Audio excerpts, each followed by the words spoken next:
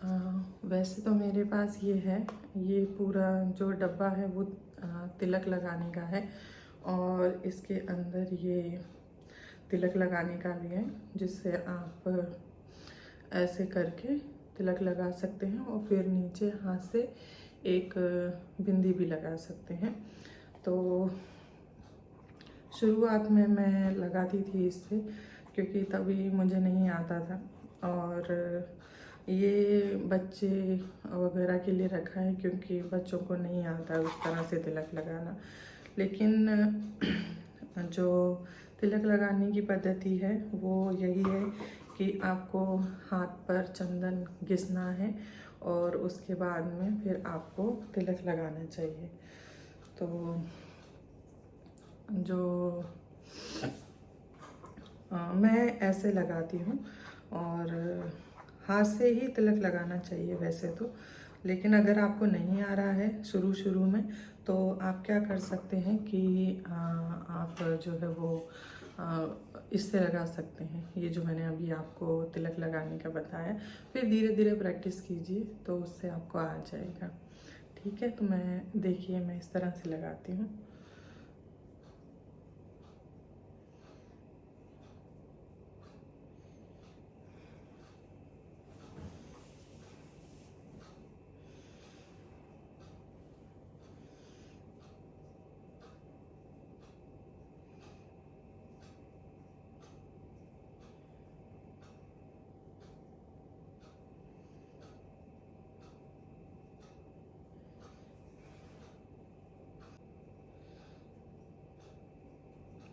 ये जो बीच वाला भाग है उसे आप कपड़े से भी साफ कर सकते हैं, पोंछ सकते हैं इसको। आपको ये उंगली या ये उंगली इस्तेमाल नहीं करनी चाहिए। ये जो अनामिका है इसी को आप इस्तेमाल करें इसके लिए।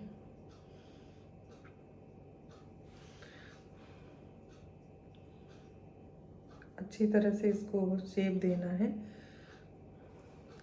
दिख रहा है आपको? ऐसे ही। और फिर यहाँ पे आपको ये तुलसी का पत्र बनाना है।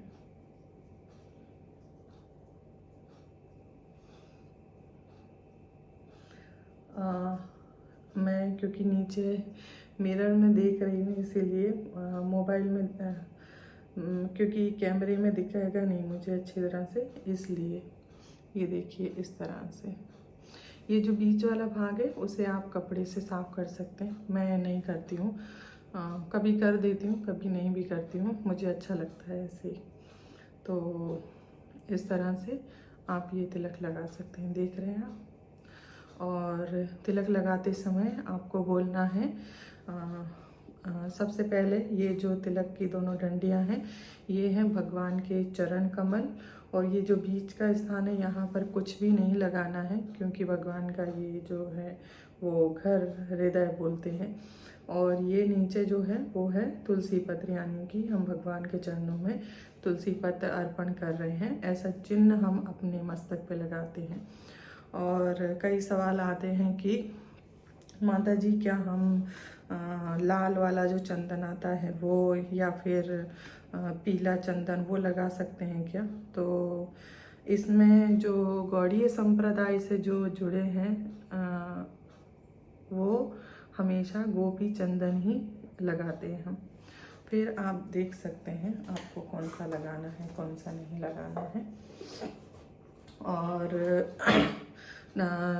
तिलक लगाते समय आपको मंत्र उच्चारण करना है कि जब माथे पे लगा रहे हैं ओम केशवाय नमः, पेट पे लगाते हैं तब ओम नारायणाय नमः, फिर वक्ष स्थल पर लगाते हैं माधवाय नमः, गले पर लगाते हैं ओम गोविंदाय नमः। तो शुरुआत में तो आप इसको क्या कर सकते हैं कि ऐसे ही लगा सकते हैं।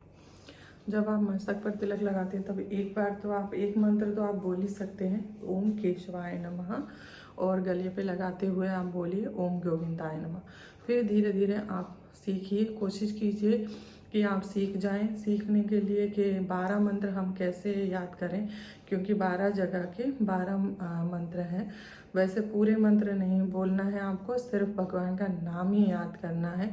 तो उसके लिए आप क्या कीजिए, जहाँ पर आप तिलक लगाते हैं खड़े होकर, उस जगह पर एक जो है वो कागज में लिखकर या फिर जेरोक्स करवा के आप उसको वहाँ टांग लीजिए, और रोज़ डेली आप बोल कर लगाएंगे तो आप सीख जाएंगे।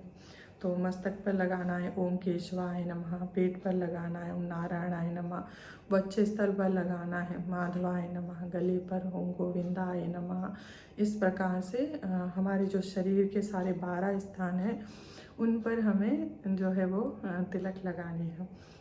इससे हमारा जो शरीर है वो सुरक्षित रहता है भगवान के नाम उच्चारण द्वारा।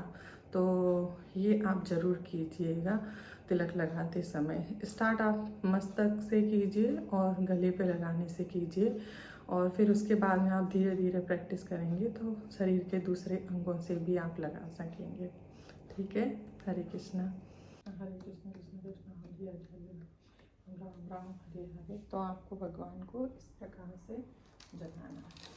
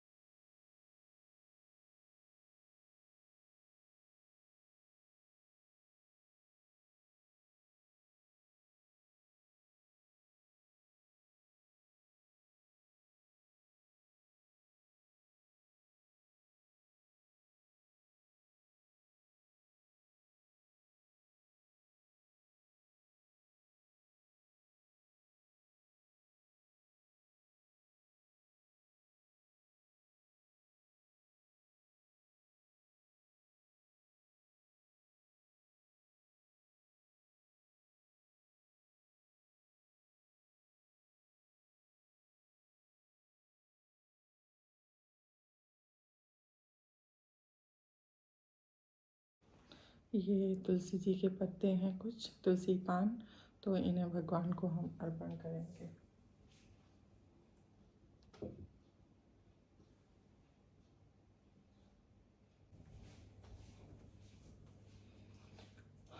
और अभी हम भगवान को जो है वो बाल भोग लगाएंगे। तो ये जल है उनके 2 गिलास गौर निताई के, और यहाँ पर है भगवान के लिए मिठाई, ये मोहन थाल है। तो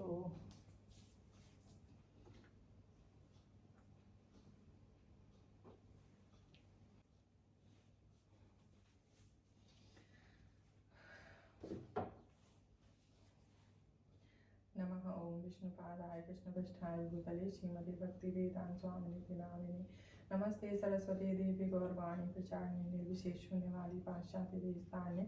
नमः ओम विष्णुपादाय कृष्णपृष्ठाय भूतले श्रीमती भक्तिवेदांत स्वामिनिति नामिने सरस्वती देवी गौरवाणी प्रचारिणे निर्विशेष शून्यवादी पाश्चात्य देशताने। विष्णुपादाय कृष्णपृष्ठाय भूतले श्रीमती भक्तिवेदांत स्वामिनिति नामिने नमस्ते सरस्वती देवी गौरवाणी प्रचारिणे विशेष शून्यवादी पाश्चात्य स्थान।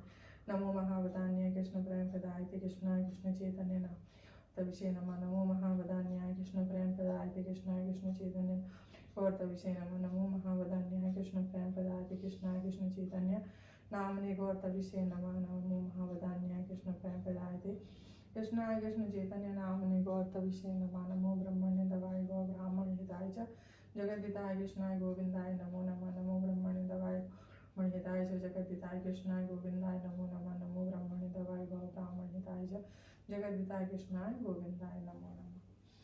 हरे कृष्ण कृष्ण कृष्ण हरे हरे राम राम हरे हरे।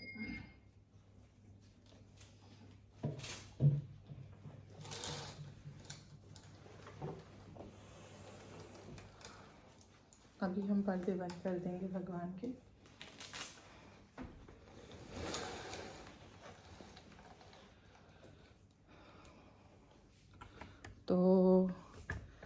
भगवान को कितनी देर के लिए भोग लगाना है, कितनी देर के लिए उन्हें जो है वो भोग रखना है, तो डिपेंड करता है कि टाइम के ऊपर आपने क्या टाइम सेट किया है।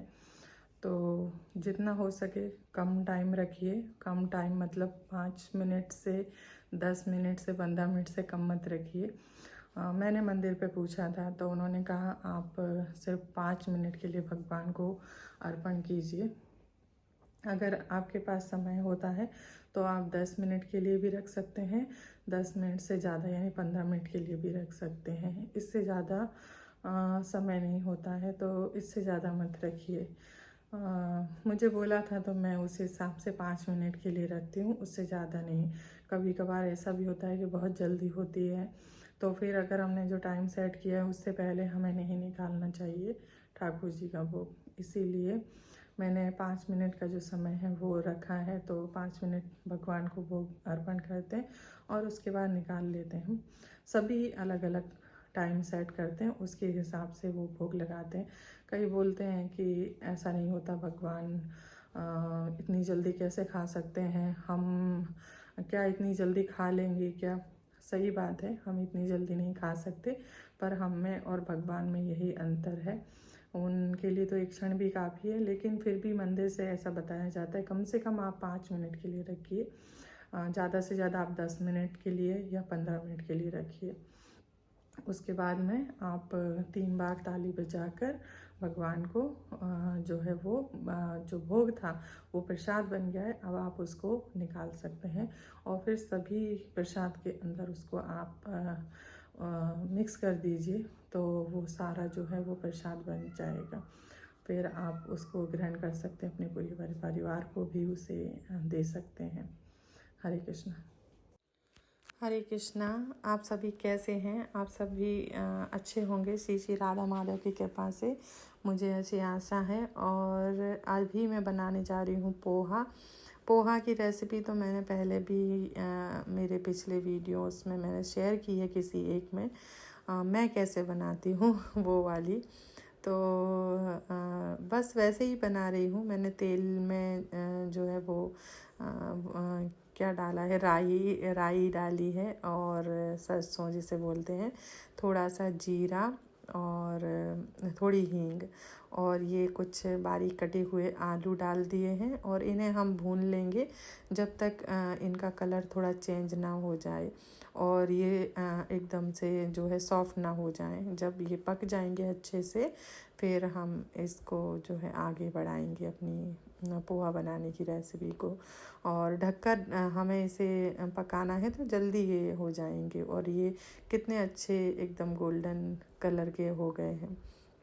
मूंगफली के दाने मैंने पहले ही जो है वो सेक कर रख लिए थे, और इनको निकाल लीजिए मूंगफली के दाने, वरना फिर ये ऐसे एकदम नरम हो जाते हैं सौगी से। और यहाँ पर मैंने 2 हरी मिर्च कट करके डाल दी है, बड़ी बड़ी कट की है, 1 टमाटर और कुछ करी पत्ते ऐसे हाथ से तोड़ के रख दिए थे एक ही कटोरी के अंदर, तो ये डाल दिए हैं। और इनको बहुत ज़्यादा नहीं गलाना है आपको, बस थोड़ा सा इनको भूनना है। और साइड में भी कुछ काम चलते रहते हैं यहाँ पे। तो अभी मैंने कुछ पीसा था मसाला, तो बस वही भर रहे हैं। और यहाँ पे देखिए ये जो है आलू को मैं थोड़ा चेक कर रही हूँ, लेकिन मैंने पहले भी किया था, थोड़ा से कच्चे थे, तो मैंने कहा अभी फिर से चेक कर लेती हूँ। और पोहा मैंने पहले से धो के 2 बार अच्छे पानी में और इनको रख दिया था, तो ये भी जो है वो अच्छे से फूल गए हैं। हल्दी पाउडर मैंने इसके अंदर डाल दिया है। आप कैसे बनाते हैं उस हिसाब से आप बना सकते हैं, लेकिन मैं बनाती हूँ वैसे मैं शेयर कर रही हूँ। तो थोड़ी सी लाल मिर्च डाली है और धनिया पाउडर, नमक ज़रूरत के हिसाब से डाला है, और थोड़ी सी हम शक्कर डालेंगे। तो ये ब्राउन शुगर है, आप चाहें तो वाइट जो शक्कर आती है उसे डाल सकते हैं, मैं वो भी डालती हूँ, लेकिन अभी ये मेरे पास एक कटोरी में रखी हुई थी तो वो डाल दी है। और मैं जितना हो सकता है उतना ज़्यादातर जो है वो ब्राउन शुगर ही यूज़ करती हूँ, अच्छी रहती है वो। और आधा नींबू का रस डाल देंगे इसके अंदर। और मैं खट्टे मीठे पोहा बनाती हूँ, इसीलिए शक्कर डालती हूँ। अगर आप नहीं बनाते हैं खट्टे मीठे पोहा, सिर्फ आप नमकीन ही बनाते हैं, तो आप इसके अंदर शक्कर मत डालिए। तो कई जगह पर नहीं लेते हैं शक्कर वाले, तो वो इसको अवॉइड कर सकते हैं। और इसको अच्छी तरह से हम चला देंगे और अच्छे से इन सभी चीज़ों को हम मिला देंगे। और पोहा एकदम से सॉफ्ट और एकदम मुंह में घुल जाने वाले बने, उसके लिए आपको क्या करना है कि ये पोहा इस स्टेज पर आप इनको ले आए चलाने के बाद अच्छी तरह से, फिर आप इनको है ना 2-3 मिनट के लिए ढककर रख दीजिए, बिल्कुल लो फ्लेम पे, एकदम लो फ्लेम रखनी है। और 2-3 मिनट के बाद में फिर आप गैस बंद कर दीजिए, इनको पकाना नहीं है। और उसके बाद आप देखेंगे कि इतने सॉफ्ट बनते हैं ना ये पोहा। और कई बार आपने देखा होगा कि पोहा एकदम कड़क कड़क हो जाते हैं, ऐसे गले में जो अटकने लग जाते हैं, उस तरह के नहीं रहेंगे। ये एकदम सॉफ्ट पोहा जो है बन के तैयार होंगे। तो जिन्होंने नहीं किया है वो एक बार करके देखना, और जो ऐसा करते हैं वो तो फिर होशियार हैं ही। तो फिर मूंगफली के दाने जो हमने रखे थे सेक कर, वो भी डाल दिए हैं मैंने इसमें। और एक बार और इसे अच्छी तरह से चला के मूंगफली के दाने मिला दूँगी। और फिर हम भगवान के लिए जो है अभी पोहा परोस लेंगे। और थोड़ा मौसम अभी ठंडा होने लग गया है, तो गरम गरम चीज़ें जो हैं लेने में अच्छा लगता है। तो ठाकुर जी को मैं बहुत गरम तो नहीं देती, पर थोड़ा थोड़ा जो है वो गरम होता है वो देते हैं। तो जैसे गुनगुने से थोड़ा सा ज़्यादा गरम, तो क्योंकि मंदिर में भोग लगाते लगाते बिल्कुल ठंडा हो जाता है। तो बस पोहा भी मैंने कर लिया है। और इसके बाद में हम भगवान की थाली में जल और पोहा ये रख लेंगे। और ये बर्तन बहुत गर्म हो जाते हैं, मेरा हाथ जल रहा है ये देखिए। बहुत गर्म है ना, अभी ही बने और मैंने अभी निकाला है इनको। तो बस पोहा मैंने परोस लिए हैं इसके अंदर। और मुझे कुछ वीडियो में कमेंट था कि माता जी आप बताते हैं कि आप भोग लगा के ठाकुर जी को आप मिलाते हैं, तो हाँ मिलाते हैं, तो उसी बर्तन में आप मिलाते हैं। तो उन्होंने कहीं सुना होगा या किसी ने बताया होगा कि आप उसी बर्तन में मिलाते हैं, तो मैं उसको आपको आगे बताती हूँ कि क्या करना है। और यहाँ पर मैंने तुलसी जी के पान रख लिए, क्योंकि कृष्ण कभी भी बिना तुलसी के भोग नहीं लगाते। अब यहाँ पर बात ये है कि हम भोग को उसी बर्तन में मिला देते हैं जिस बर्तन में हम बनाते हैं। तो उस बर्तन को आप अच्छी तरह से धो लीजिए, जहाँ कहीं पर भी उसमें कोई भी कण नहीं रहना चाहिए। अगर आप नियम फॉलो कर सकते हैं, आपके पास इतने बर्तन हैं कि आप अलग बर्तन में भोग लगाएं, अलग बर्तन में बनाएं, अलग बर्तन में मिलाएं, तो आप अवश्य कीजिए। लेकिन इतनी हम नहीं कर पाते इतनी सारी सेवा। देखिए जिस रसोई में हम भोग बनाते उस रसोई में हमें जो है वो जूठे बर्तन भी नहीं ले जाने चाहिए, लेकिन क्या करें, उसी रसोई में सिंक होता है, बर्तन धोने वाला जिसे बोलते हैं वो, और चौकड़ी जो होती है वो भी उस रसोई में होती है, तो ना चाहते हुए भी हमें ले जाना पड़ता है। तो जितने नियम आप कर सकते हैं उतने आप कीजिए, जितने मैं कर पाती हूँ और उतने मैं दूसरों को भी बताने का प्रयास करती हूँ। तो धन्यवाद। हरे कृष्णा, हरि बोल।